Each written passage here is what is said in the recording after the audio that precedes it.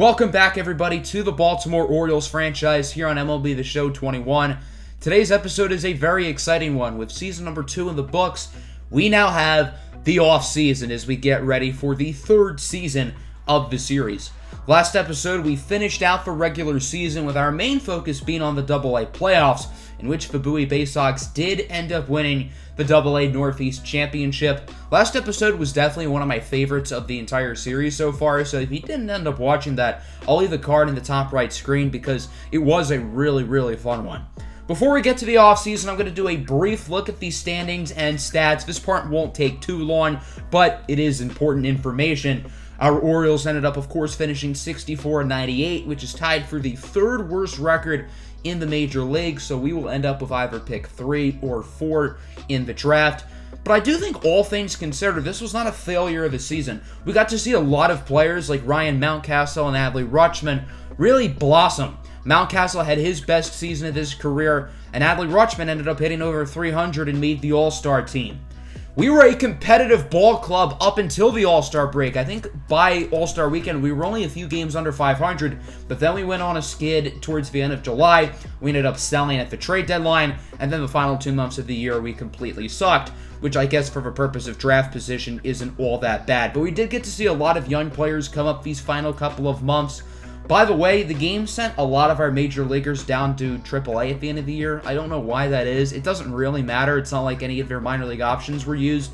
But I don't know why MLB The Show is messing with my roster, because I clearly have, like, roster moves on manual, but it's not really a big deal.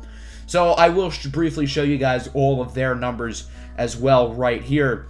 And then we're also going to take a brief look at some of the main awards. We did end up getting some hardware this year with the awards, with Adley Rutschman and Ryan Mountcastle both winning Gold Gloves. So not only were those two standouts offensively, but defensively they were great. So Chris Sale is the AL MVP and AL Cy Young.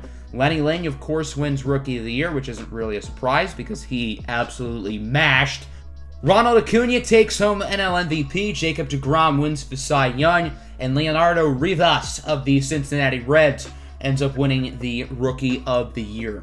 So let's simulate through the playoffs, starting with the wild card games. We have Atlanta taking on San Diego and Kansas City taking on Oakland. The A's and Padres ended up winning those series. In the divisional series, the Angels swept Chicago, Boston swept Oakland, the Padres upset the Dodgers, and the Cardinals ended up beating the Mets. So we have LA and Boston, and then St. Louis and San Diego for the championship series. And it looks like we're going to have a Southern California World Series. That doesn't include the Dodgers.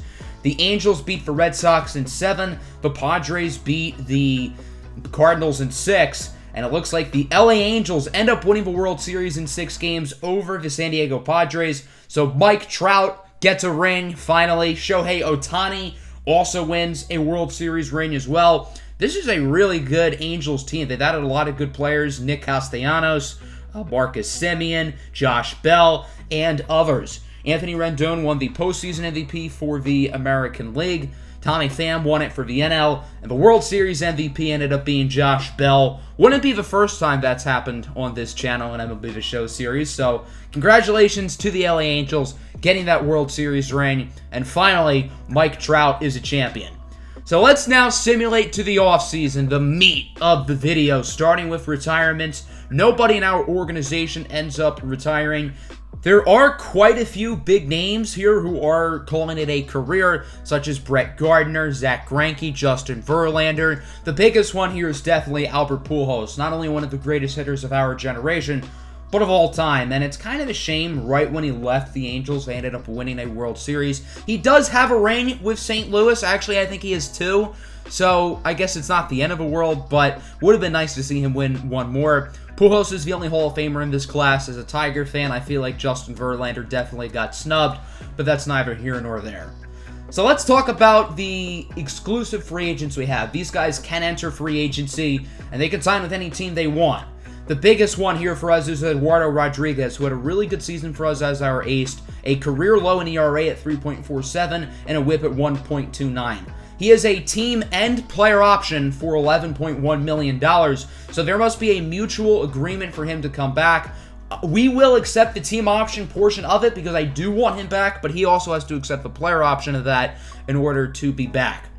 Michael Fulmer, we're going to offer 1 year, 2.2. I thought he had a pretty good season out of a bullpen. There's really no reason not to bring him back. And then Steven Matz spent most of the year in the minors. When he was with the major league team, he was pretty horrendous, so I have no problem letting him go.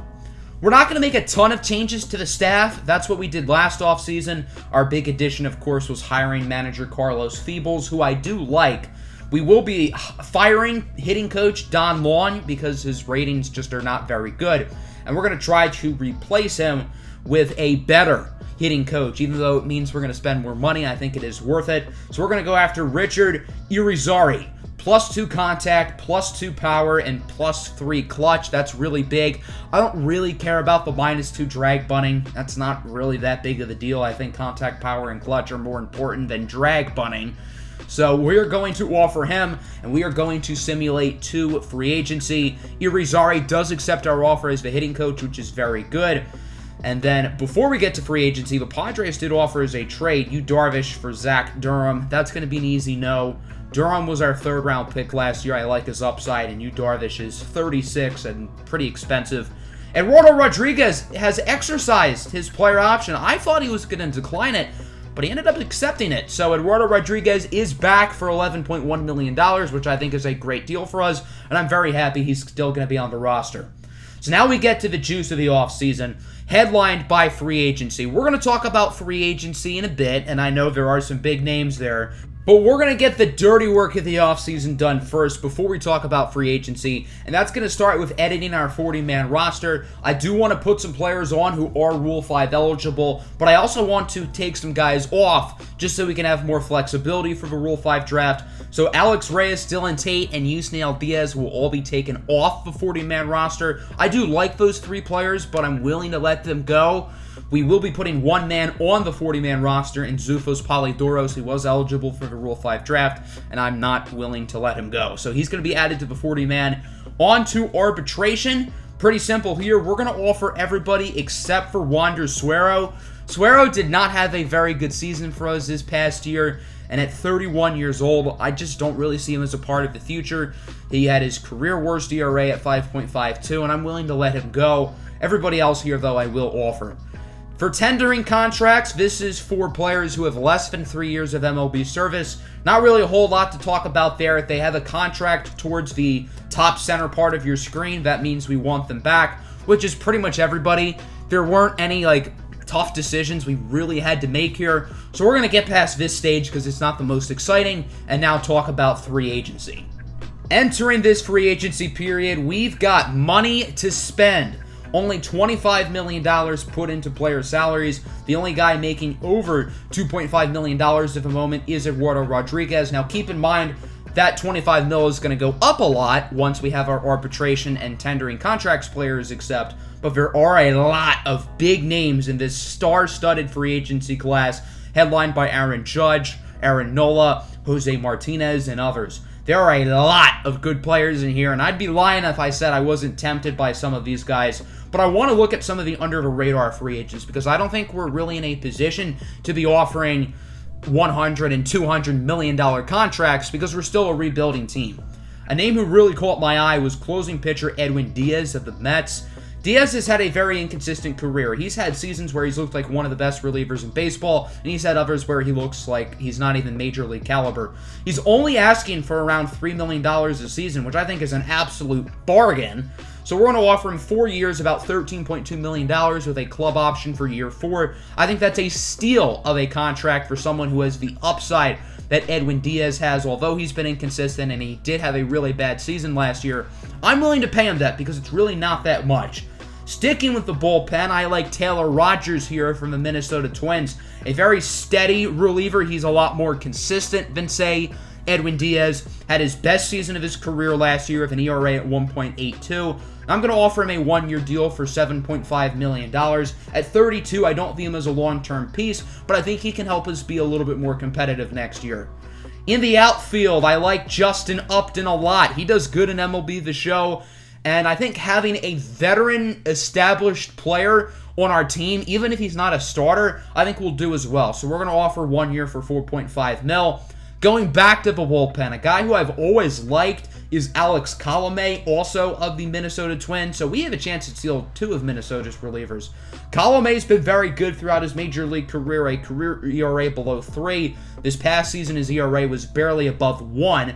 So we're going to do 1 year, 5.6 mil. As you can tell, I really want to add some veterans and some proven players into the bullpen because our pen was very inconsistent last year, and we haven't invested a ton into the bullpen. So those 4 guys are going to be the main players we're going to offer. We will be giving contracts to some minor leaguers and some veterans. We offered Johnny Cueto a deal. We offered Yadier Molina a deal. We offered the 40-year-old sidearm legend, Darren O'Day, longtime Baltimore Oriole. We gave him a deal. And then we offered some minor leaguers as well. I think some of these guys can be solid players for us going forward. There were quite a few players in this free agency class who tempted me a lot. I almost offered Joe Musgrove and Jose Abreu contracts. I think they would have been pretty good fits. I decided against it for now, but if they are still available within a week or two and ask for less money, and if there's not a lot of interest, then I probably will go after those guys. Before we simulate, I do need to clear up some roster spots just so we can get a lot of the guys we offered. So I decided to put Austin Wims, Jorge Mateo, and Deivi Grullon in the trade finder, and wait till you guys see some of these offers. We can get Garrett Cole from the Yankees. 3 scrubs, okay, maybe not scrubs, but 3 average players for Garrett Cole, but it gets better. We can get Mike Trout. So after thinking about it, I decided to trade these 3 to the Angels for an outfielder, but it's not Mike Trout, because that's not realistic at all. Instead, we're going to be acquiring a minor leaguer named Charlie Denny. Denny was in the previous draft class. He's a 75 overall. He only has C potential. It's not like he's going to be some future star. But I do really like his skill set, and I think he can be a really solid player for us going forward. You may be wondering why the Angels are going to trade a player they just drafted. It's not like Denny was that high of the pick, and they are getting some solid players. I mean, Deivi Grullon and Jorge Mateo are both pretty good assets. So I think that's a pretty fair trade for both sides. It's not like we're getting Mike Trout, which, of course, we could have if we wanted to, but since MLB The Show trade logic is broken, I just don't really think that's fair. I did decide to take a few offers off of certain minor leaguers because, again, we just don't really have enough roster spots. We can only hold up to 90 players in the organization, which is kind of dumb because MLB organizations have a lot more than 90 players, but whatever. So Wilson Contreras is a Rocky. We do end up getting Edwin Diaz, 4 years, $13.2 million. I absolutely love that contract for us. I think that's a home run move. The Tigers claimed Yusniel Diaz off of waivers, and the Athletics claimed Anthony Garcia. I didn't want to lose either of these two because I think they are solid, but it's not like they have crazy good major league futures, and I'd rather hold other roster spots and 40-man spots. Aaron Nola gets 9 years, $279 million from the Giants. That's a big contract. We do get Taylor Rogers, 1 year, 7.5. Jose Ramirez, 9 years, $279 million from the Nationals. Wouldn't you know it, a Dolan is not going to spend on his big name free agents. What's new? The Twins do make a move to improve the bullpen. They get Seth Lugo. Ken Giles is now in our division. He signs a 3-year, $45 million deal for Red Sox. Aaron Judge is headed to the desert. 10 years, $292 million with the Diamondbacks. So he is now out of our division. The Mariners made a few nice moves to their bullpen just like us. They got Chad Green for a 4-year contract. Colton Wong signs with Arizona. So the Diamondbacks are really spending money. First Aaron Judge and now Colton Wong. Joe Musgrove to the Twins, 4 years, $60 million. I really thought about him, but I wasn't willing to give him that much. So he's going to end up in Minnesota. I do think he's a really good player, and I don't think that's a bad move for the Twins. Jose Abreu gets 1 year, $7 million from the Padres. Had I known he would have only gone for $7 million, I would have gladly offered him that. What does this mean for Trey Mancini, too? The Padres did re-sign Trey Mancini, so I don't know how he's going to play. Angels offered a Zach deal, Zach Davies for Felix Rosa. That's an easy no. Andrew Benintendi's going to the Marlins, 5 years, $97 million. Kirby Yates to Seattle, so they add him and Chad Green. I think Seattle could be a lot better this year. The Phillies replace Aaron Nola with Jose Barrios, 5 years, $117 million. And speaking of NL East teams adding aces, the Marlins signed Luis Severino, 5 years, $86 million. Severino and Barrios did intrigue me. I didn't really seriously think about signing those guys, but they did certainly pop my attention, and I did think about it for a short little bit. So let's go to the Rule 5 draft now. We do have the third pick, so I think that means we'll probably get the third pick in the actual draft too, which is good news. So in the Rule 5 draft, we can pick any of these players, but we have to keep them on our Major League roster all year, and there are a few interesting guys here. We could get the legend himself, Optimus Prime. I'm not going to do that because he's a 32 overall, but for memes, it would be kind of funny. Unfortunately, the player pool I don't think is as good as it was last year. Last year's Rule 5 draft class was really good, and we ended up getting a lot of solid guys like Liam Bumaye and Jalen Miller. But there are still a few guys in here who I do like. I just don't think there are as many great options as there were last year. The first Rule 5 player we're going to select is utility infielder Luis Aviles Jr. from the Los Angeles Angels organization. He can play second, third, short, and anywhere in the outfield. So I think he can be a really good bench piece for us. So I'm going to pick him with our third overall pick. And then in the second round, I decided to select Blaze Jordan from the Twins organization. You may remember Blaze as the 13-year-old kid who was hitting 500-foot bombs in the Rangers Stadium. Well, he's now 20 years old, and I think he is a Major League caliber player. His best asset is, unsurprisingly, his power, and I think he can compete with Santiago Rivera at third base. And I think Jordan's ratings suggests that he is better than a 69 overall player, and at only 20 years old, he has a lot of room to grow, so I really like that pick for us. We're not going to use any more of our Rule 5 draft picks because there isn't really anybody else I want on the board, and then only one more player, Lewis Brinson, ended up getting taken after us by the Pittsburgh Pirates. So that'll do it for the Rule 5 draft. We add 2 players, but unfortunately we also lost 2 players. Miguel Figueroa got picked up by the Rays, and Alex Reyes got picked up by the Royals. I'm not really upset about losing Reyes, but I did want to hold on to Miguel Figueroa. It's not like he's some outstanding prospect, though, so it's not the end of the world, but I would have preferred to hold on to him. At this stage, pretty much everybody is accepted, except for a few of those veteran guys who we offered. We are getting some trade offers as well. The Reds offered us Scott Heineman in exchange for Eric Ullman. I decided to say no. The Indians offered us a very interesting deal, Josh Wolf in exchange for Jahmai Jones, and I decided to pull the trigger on this one. Wolf is only 21 years old. This is a guy who I was actually targeting at the trade deadline, but the Indians valued him way too much. We ended up getting Carmen Sixto from them instead in the Starling Marte trade.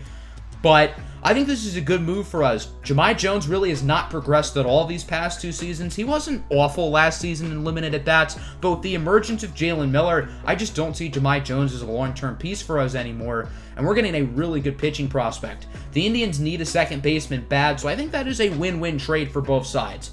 We have now reached the month of February. All the free agents have accepted our contracts, and we're now in the arbitration hearings stage of the offseason. The arbitrator mostly sided with the players, which is a little bit unfortunate for us, but it's really not that big of a deal because we still obviously have plenty of money in the budget, so I'm really not worried about it. Now that we're at the end of the offseason, usually what I like to do right before spring training is make some trades. This is usually where I go in the trade finder and make my moves rather than throughout the offseason. I do it right at the end. So we're going to start with the San Francisco Giants. We're going to give them Dylan Tate and Anthony Servideo in exchange for 23-year-old second baseman Cesar Mora, who's a 77 overall with C potential. Mora does not have a ton of upside, but I do like his skill set. Solid defensive player, great contact hitter, hit over 300 last year in 258 at-bats, which is not really a small sample size. Although the Giants are getting some players with a lot of upside, we're getting a guy who I think can be a really good bench bat, or possibly even start against lefties. Probably the biggest trade we're going to make this offseason, we're going to be giving Rory O'Sullivan to the Dodgers. O'Sullivan was one of our Rule 5 draft picks last year, and I do like his upside. He is only 23 years old, and he wasn't terrible last season. But I just don't view him as a long-term piece to our rotation because I just think there are pitching prospects in the organization who have more upside than him. We're going to be acquiring first baseman Max Muncy, and this is a trade I like a lot. Muncy is 32 years old. He's not getting better. He is declining a little bit as an 83 overall, but I like his skill set. This is a guy who can be towards the top of the lineup. He hits for great power, solid contact, and he gets on base. He draws a ton of walks. He is one of the best eyes at the plate in the major leagues, and this is a guy who can hit 250 for us, possibly 30 home runs, and draw 100 walks. And I think that'd be a really successful season for a guy like him. He has 2 more years left on his contract, and he's not overly expensive. So we're going to make that trade, and I really like that move for us.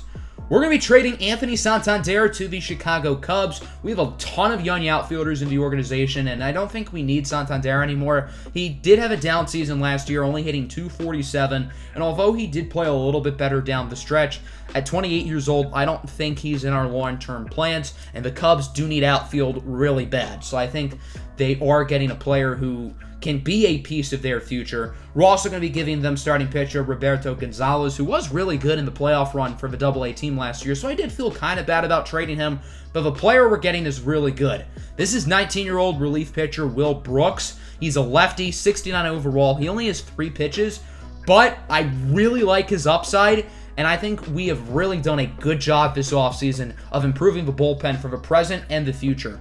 Small minor league deal here. We're going to be swapping Aaron Whitfield with infielder Kevin Maitan of the Angels. Maitan is a little bit worse, but I do think he has more upside. And this frees up a 40-man roster spot, which is the main reason why I did that trade. We're going to be removing a few guys from the 40-man, including Yadier Molina and Darren O'Day. I pretty much just signed them to be mentors in the minor leagues. We now have 3 40-man roster spots open. I did want to mainly focus on adding some pitchers, so we put both Matthew Thompson and Grayson Rodriguez on. I am having a competition to see who the 5th starter will be, and I want both of them to be in it because I think they're both ready. And we're also going to add Louis St. John as well. I figured you guys would want to see him in spring training. I wanted to see him in spring training, and I do think LSJ will be called up sometime in 2023, so I think having him against Major League competition would do him pretty well. So that will pretty much conclude today's off-season episode. I hope you guys enjoyed. The next episode will be this Sunday. We will be live streaming spring training here on YouTube. I think I'm going to do it at around 4 p.m. Eastern Standard Time. I'll give an official time tomorrow in the YouTube community page, but that is my plan. So I hope you guys enjoyed. Let me know what you thought of our offseason moves in the comments. We didn't make a ton of flashy moves, but we improved the bullpen. We added Max Muncy, and I think we made our farm system even better. So overall, pretty successful offseason. Hope everybody enjoyed. I'm out. Peace.